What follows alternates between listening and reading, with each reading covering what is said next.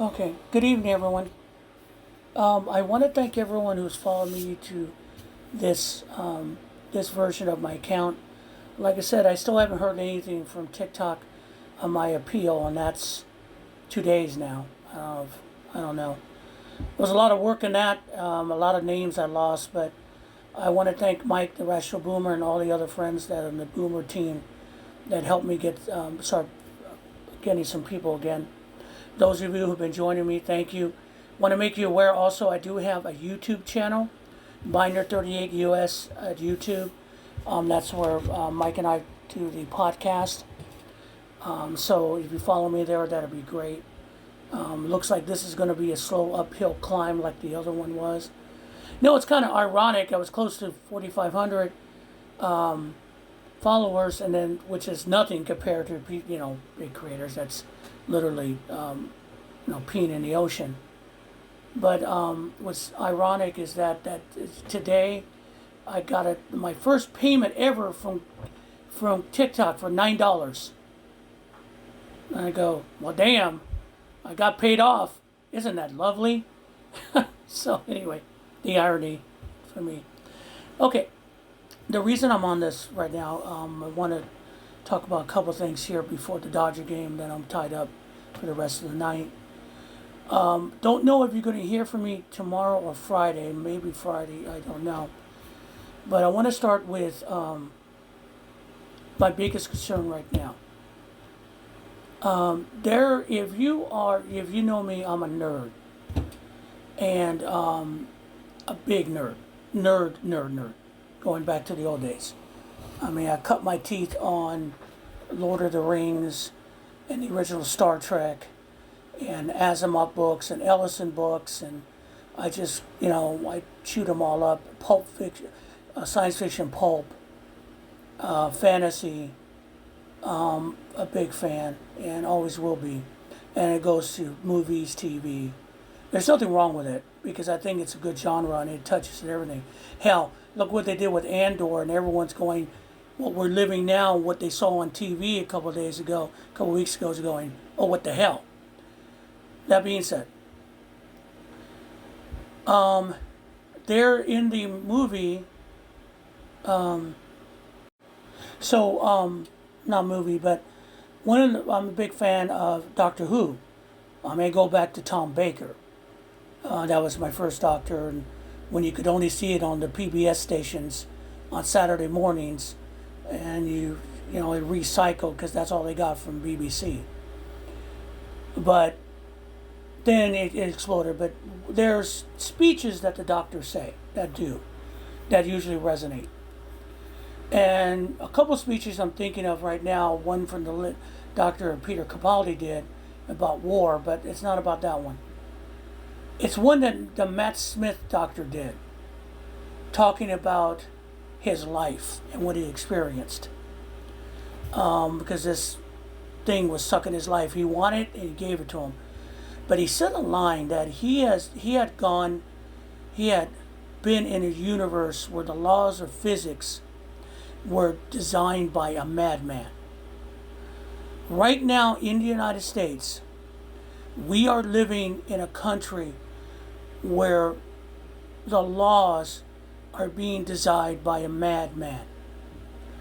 If you watch the last two press briefings with Donald Trump, one where he played coy about whether or not he's going to bomb a city, and the last Oval Office one where he was just unhinged in front of Juventus and just talking about crazy stuff because he's obsessed with all this, and he's really losing it, and everything that's going on is madness. This is chaos and the laws written by a madman, and we're living this time.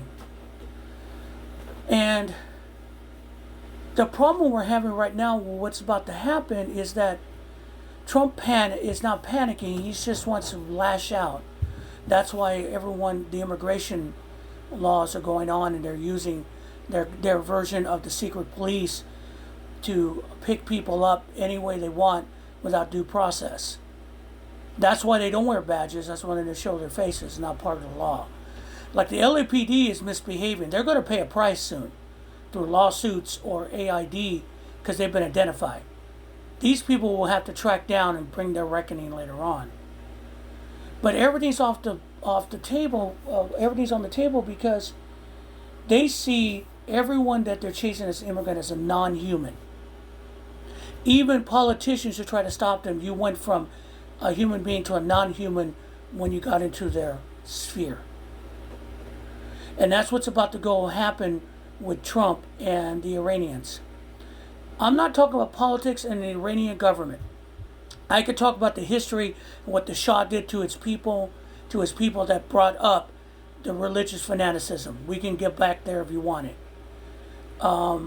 Remember, in the 60s and 70s, Iran had a thriving democracy until we interfered because we wanted something from them and put the Shah in power and destroyed that democracy, which led to the current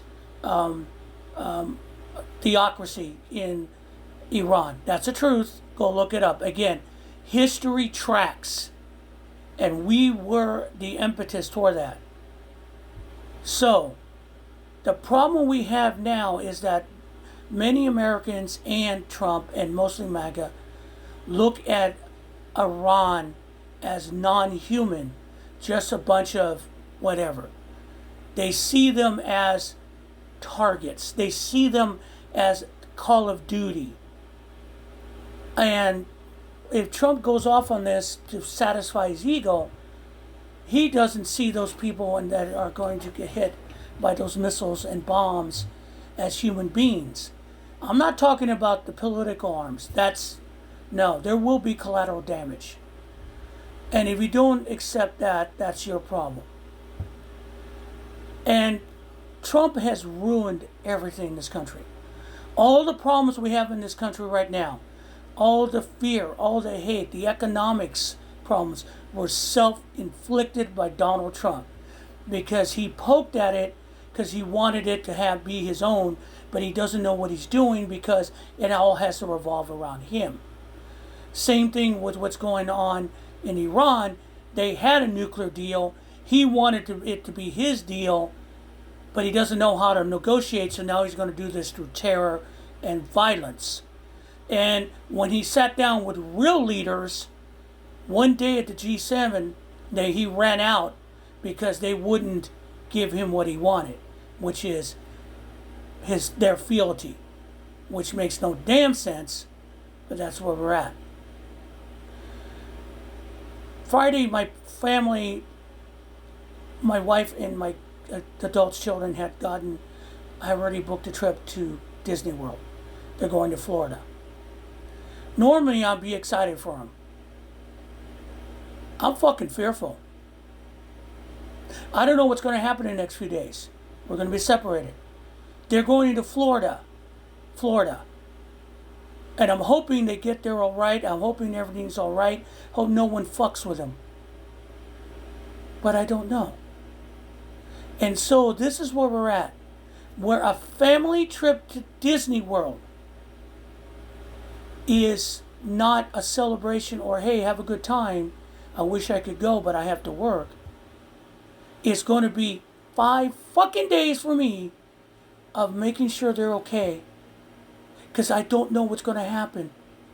Because I live in a country of laws designed by a fucking madman.